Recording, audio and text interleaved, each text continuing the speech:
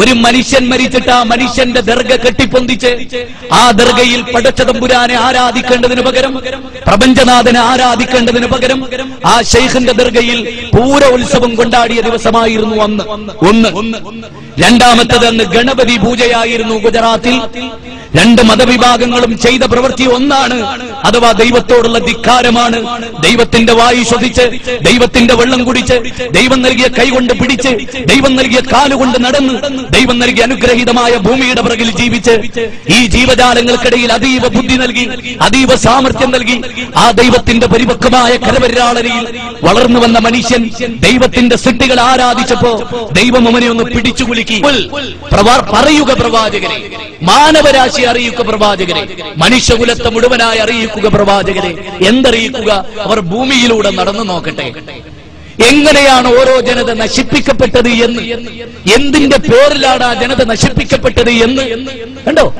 ഭൂകമ്പങ്ങളും പ്രതിഷേധങ്ങളും ഭൂമികുലുക്കങ്ങളും പ്രകൃതിക്ഷോഭങ്ങളും എന്നൊക്കെ നമ്മൾ പറയുന്ന ഈ അതീവ ഗുരുതരമായ ശിക്ഷാ നടപടികൾ, ദൈവത്തിന്റെ ശിക്ഷാ നടപടികൾ, അത് നടന്ന് അത് കൂടുതൽ ബാധിച്ച പ്രദേശങ്ങളെ മനുഷ്യരെ നിങ്ങൾ പഠിക്കണമെന്ന് ഖുർആൻ പ്രത്യേകം പറയുന്നു. എന്തിന്? എന്തുകൊണ്ടാണ് ആ ജനത ഇത്രയേറെ സൃഷ്ടിക്കപ്പെട്ടത് എന്ന് അത് പ്രത്യേകം ആലോചിക്കണം. ഈ 100 കൊല്ലക്കാലത്തിനിടയിലുണ്ടായ ഭൂകമ്പങ്ങളുടെ ചാർട്ടുകൾ ഒരുപക്ഷെ ഇന്നത്തെ പത്രത്തിലുണ്ടായേക്കാം.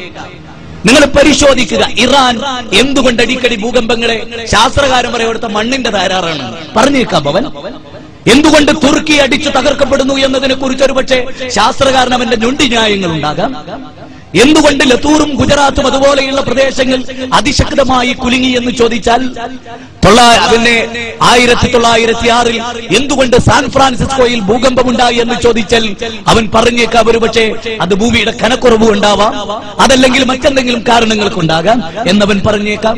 എന്തുകൊണ്ടാണ് ആർമീനിയയിൽ ഭൂകമ്പമുണ്ടായത് എന്ന് ശാസ്ത്രകാരനോട് ചോദിച്ചാൽ അവനത് കാരണങ്ങൾ പറഞ്ഞേക്കാം. അതെ, അവന് പല കാരണങ്ങളുണ്ടാകാം. നിങ്ങൾക്കറിയാം, നമ്മുടെ ആസാം എന്ന് പറയുന്ന പ്രദേശം, ആസാമിൽ നിങ്ങൾ ഗൗരവമായി ചിന്തിക്കണം, ഹിമാലയ പർവ്വതം ബ്രഹ്മപുത്ര നദിയുടെ ഒഴുക്ക് തിരിച്ചുവിട്ടൊരു ഭൂകമ്പമുണ്ടായി. ബ്രഹ്മപുത്ര നദിയുടെ ഒഴുക്ക് തിരിച്ചുവിട്ടൊരു ഭൂകമ്പം, ഹിമാലയ പർവ്വതം 100 അടി ഉയർന്നു പോയ ഒരു ഭൂകമ്പം. എപ്പോ 1880-കൾക്ക് ശേഷം 18ാം നൂറ്റാണ്ടിന് 19ാം നൂറ്റാണ്ടിനും ഇടയിൽ. എങ്ങനെ? അങ്ങോട്ടൊഴുകിക്കൊണ്ടിരുന്ന ബ്രഹ്മപുത്ര തിരിച്ചിങ്ങോട്ടൊഴുകുക. മനുഷ്യന് ചിന്തിക്കാൻ പറ്റുമോ? മനുഷ്യന്റെ നിയന്ത്രണത്തിലാണോ അത്? മനുഷ്യരെ നിങ്ങൾ ദുർബലര്, നിങ്ങൾക്ക് തോന്നുകയാണ് നിങ്ങൾ ആരോ ആണ്. ഓടിയില്ലേ? ഏത് ശാസ്ത്രകാരന് നെഞ്ചും വിരിച്ച് നിൽക്കാൻ പറ്റും? ആർക്ക് നിൽക്കാൻ പറ്റും? ആർത്തിരമ്പുന്ന തിരമാലകളുടെ മുമ്പിൽ ആർക്ക് എഴുന്നേറ്റ് നിൽക്കാൻ സാധിക്കും? ഒരു കാറിന്റെ മുകളിൽ ഒരു തിരമാല വന്നടിച്ചിട്ട് കിലോമീറ്ററുകൾ അകലെ കാറ് തെറിച്ച് അങ്ങ് ഒരു മനുഷ്യന് പോലും എത്തപ്പെടാത്ത വിധത്തിൽ അടിച്ചു തൂഫാനാക്കി 6 പേരാണ് ആ കാറിൽ കിടന്ന് മരിച്ചത്. എന്തേ കാരണം? ആലോചിക്കണം. എന്താ ഇത്? എന്താ ഈ പ്രതിഭാസം? വിശദീകരണങ്ങൾക്ക് ഒതുങ്ങാത്ത പ്രതിഭാസം. വിശുദ്ധ ഖുർആൻ പറയും, ഖുർആനിലെ 30ാം അധ്യായം സൂറത്തുർ റൂമിലെ വളരെ വ്യക്തമായ സൂക്തമാണ് 42ാമത്തെ സൂക്തം. മനുഷ്യരെ, ഖുൽ സീറൂ ഫിൽ അർദ് ഫൻദുറൂ കൈഫ കാന ആഖിബത്തുൽ ലദീന മിൻ ഖബൽ കാന അക്സറുഹും മുശ്രിക്കീൻ. ഭൂമിയിൽ ദൈവിക ശിക്ഷ ഏറ്റുവാങ്ങിയ ജനതയെ നിങ്ങൾ പഠിക്കുക. കപ്പ തുറന്നുകൊണ്ടിരിക്കുന്ന ഒരു ജീവിയെ പോലും മനുഷ്യരെന്ന മഹാവ്യക്തിത്വങ്ങൾ ആരാധിക്കുന്നവർ ആ നാട്ടിലുണ്ടായിരുന്നു എന്നർത്ഥം. ദൈവികമായ വേദഗ്രന്ഥത്തിന് അതിന് കൃത്യമായ മറുപടികളുണ്ട്. ആ മേഖലകളിൽ മനുഷ്യർ രക്ഷപ്പെട്ടിട്ടുണ്ടോ? അതിന്റെ പേരിൽ അവരെ ശിക്ഷിച്ചിട്ടില്ല. നിങ്ങൾക്ക് പരിശോധിക്കാം, പാർഷ്വാലിറ്റി ഇല്ലാതെ പരിശോധിക്കാം. വിശുദ്ധ ഖുർആൻ പറയുന്നത് ഭൂമിയിൽ നശിപ്പിക്കപ്പെട്ട പ്രദേശങ്ങൾ പൂർണ്ണമായി നിങ്ങൾ പരിശോധിച്ചു നോക്ക്. നിങ്ങൾക്ക് ഒരു യാഥാർത്ഥ്യം പ്രത്യേകമായി നിയലിച്ച് കാണാം. കാന അക്സറുഹും മുശ്രിക്കീൻ. അവരിൽ ബഹുഭൂരിപക്ഷം ആളുകളും ദൈവേതര ശക്തികളെ ആരാധിക്കുന്നവരായിരുന്നു. അമ്പിയാക്കളെ, മഹാന്മാരെ, ദൈവത്തിന്റെ സിദ്ധികളെ, കല്ല്, മുള്ള്, മുരട്, മൂർഖൻപാമ്പ്, കാഞ്ഞിരക്കുറ്റി, ആൽത്തറകൾ, മക്ബറകൾ, ജാറങ്ങൾ, പുണ്യപുഷ്പങ്ങൾ, മണ്ഡപങ്ങൾ, ശ്രീകോവിലുകൾ, ആൽത്താരകൾ, ഇതൊക്കെ ആരാധിക്കുന്ന മനുഷ്യരായിട്ട് നിങ്ങൾക്ക് അവരെ കാണാം. അതിന്റെ പേരിലാണ് ഏതൊരു ജനതയെയും ദൈവശിക്ഷ പിടികൂടിയിട്ടുണ്ടോ അതിന്റെ പേരിലാണ് കൂടുതലായി അവരെ ശിക്ഷിച്ചിട്ടുള്ളത് എന്ന് ഖുർആൻ പറയും. ഇനി ഖുർആൻ ഈ പറഞ്ഞത് അധികപ്പറ്റാണെന്ന് നിങ്ങൾക്ക് തോന്നുന്നുണ്ടോ? നിങ്ങൾ പഠിക്കുക എന്ന് മാത്രമാണ് എനിക്ക് പറയാൻ. ഇന്നത്തെ പത്രം മാത്രം നിങ്ങൾ എടുത്തു വായിച്ചു. ഇന്നലെയും ഇന്നുമായി നടന്ന ലോകത്തിന്റെ വിവിധ ഭാഗങ്ങളിൽ നിന്ന് ബഹുദൈവത്വത്തിൽ അധിഷ്ഠിതമായ ആചാരങ്ങൾ, ഞാനിത് തുറന്നു പറയുന്നത് മാനവതയെ ഒന്നടങ്കം സ്നേഹിക്കാൻ പഠിപ്പിച്ച ഒരു മതഗ്രന്ഥത്തിന്റെ അനുയായി എന്ന നിലക്കാൽ, ഹിന്ദു വേറെ മുസ്ലിം വേറെ ക്രിസ്ത്യാനി വേറെ എന്ന് വിശ്വസിക്കാൻ കഴിയാത്ത എനിക്ക് ബാന്ധവാ മാനവാ സർവേ സ്വദേശാഭിമനത്രയം എന്ന ആ താത്വികമായ സന്ദേശത്തിൽ ഇന്നഹാദിഹി ഉമ്മത്തുക്കും ഉമ്മത്തൻ വാഹിദ വഅന റബ്ബുക്കും ഫത്തഖൂൻ വഅന റബ്ബുക്കും ഫഅബ്ദൂൻ എന്ന് ഖുർആനിലെ 23-ാം അധ്യായം സൂറത്ത് മുഅ്മിനൂൻ 52-ലൂടെ പടച്ച തമ്പുരാൻ പഠിപ്പിച്ചു. മനുഷ്യരെ, നിങ്ങളൊരു ഏക സമുദായമാണ്, നിങ്ങളൊരൊറ്റ സമുദായമാണ്, നിങ്ങളൊരു തറവാട്ടിലെ അംഗങ്ങളാണ്. ഇന്ന റബ്ബുക്കും വാഹിദ് ഇന്ന അബാക്കും വാഹിദ് കുല്ലുക്കും മിൻ ആദം വ ആദം മിൻ തുറാബ്. നിങ്ങളൊക്കെ ആദമിന്റെ മക്കളാണ്. നിങ്ങളുടെ ദൈവം ഒന്നാണ്.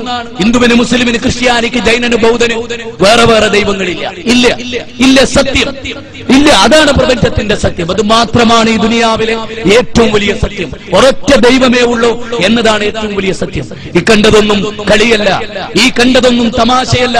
ഈ രാമനാട്ടുകരയിൽ ഈ ഡിസംബർ 27 എന്നത് ദൈവം തമ്പുരാൻ കനിഞ്ഞരുളിയിട്ടുള്ള ഒരു ഗിഫ്റ്റായിട്ട് ജനങ്ങളോട് ചിലത് പറയാൻ എനിക്ക് അല്ലാഹു നൽകിയ ഒരു അപാരമായ സന്ദർഭമായി ഞാനിതിനെ കാണും.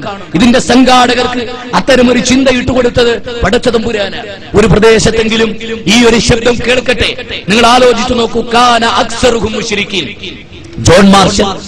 ജോൺ മാർഷൽ ഇൻഡസ് വാലി സിവിലൈസേഷനെ കുറിച്ച് പഠിച്ചിട്ട് ഒരു വാചകം അദ്ദേഹം ഇങ്ങനെ എഴുതി ചേർക്കും. ചരിത്രത്തിന്റെ ഭാഗമായി ഈ ജനത അഥവാ സിന്ധു നദീതട സംസ്കാരത്തെ, മോഹൻജദാരോ ഹാരപ്പൻ സംസ്കാരത്തെയൊക്കെ പരിശോധിക്കുമ്പോ തകർന്ന് തരിപ്പണമായി മണ്ണോട് മണ്ണ് ചേർന്ന് കിടക്കുന്നത് കാണുമ്പോ അതൊരു കേവലമായ വൈദേശിക ആക്രമണത്തിലൂടെ തകർക്കപ്പെട്ടതാണെന്ന് മനസ്സിലാക്കാൻ എനിക്ക് സാധ്യമല്ല. അതൊരു ദൈവിക ശിക്ഷയാകാനുള്ള സാധ്യത തള്ളിക്കളയാവുന്നില്ല എന്ന്. ലോകത്ത് എവിടെ നിന്നൊക്കെ കുഴിച്ചെടുക്കപ്പെട്ടിട്ടുണ്ടോ ആ സംസ്കാരങ്ങൾ അത്രയും നിങ്ങൾ പരിശോധിച്ചോ. കാനാക്സറുഹും മുശ്രിക്കീൻ. അവരിൽ ബഹുഭൂരിപക്ഷം ആളുകളും മുശ്രിക്കായിരുന്നു. ഇന്ന് പത്രങ്ങളിലെ വാർത്തകൾ പോലും നിങ്ങൾ ശ്രദ്ധിച്ചു നോക്കൂ. കടലമ്മയെ ആശ്രയിച്ചു നിൽക്കുന്ന മനുഷ്യന്മാർ. അങ്ങനെ ഒരു അമ്മയുണ്ടോ? അങ്ങനെ ഒരു അമ്മയുണ്ടോ? എങ്കിൽ ഹിന്ദുക്കടലമ്മ, മുസ്ലിം കടലമ്മ എന്നൊരമ്മയുണ്ടോ? ശുദ്ധമായ വിവരക്കേടാണ് മാനവരാശിയുടെ മുമ്പിൽ വിതറിക്കൊണ്ടിരിക്കുന്നത്. നിങ്ങൾ മനസ്സിലാക്കണം. കടലി എന്ന് പറയുന്ന അങ്ങനെ ഒരു അമ്മയാണ്, ദൈവത്തിന്റെ ഒരു സൃഷ്ടി മാത്രം അല്ലെ? നിങ്ങൾ ആലോചിച്ച് നോക്കുന്നത് മാത്രമാണോ? കടൽ എന്ന് പറയുന്നത് ഈ ഭൂമിയുടെ രൂപീകരണത്തെ പറ്റി അറിയാവുന്നവർക്ക്, ശാസ്ത്രീയമായി പഠിച്ച ആളുകൾക്കറിയാം. ഭൂമിയും ആകാശവും എങ്ങനെ രൂപപ്പെട്ടു എന്ന് ശാസ്ത്രീയമായി പഠിച്ച ഒരു ഹിന്ദു വിദ്യാർത്ഥിയോട് ചോദിക്കും. കടലമ്മയെ അങ്ങനെയായി ആ കടലമ്മയെ വിളിച്ച് പ്രാർത്ഥിക്കുന്ന മനുഷ്യർ, അതിനോളം വലിയ തിന്മ ഈ ലോകത്ത് വേറെയില്ല. സ്വന്തം അച്ഛനെ അച്ഛൻ എന്ന് വിളിക്കാത്ത, ജന്മം നൽകിയ സ്വന്തം അമ്മയെ അമ്മയായി കാണാത്തത് നന്ദികേടാണ് എന്ന് ലോകത്തെല്ലാവരും പറയില്ലേ? വിജ്ഞാനമുള്ളവർ, വിവരമുള്ളവർ എല്ലാവരും പറയില്ലേ? മാതാവിന്റെ പൊക്കിൾ കൊടി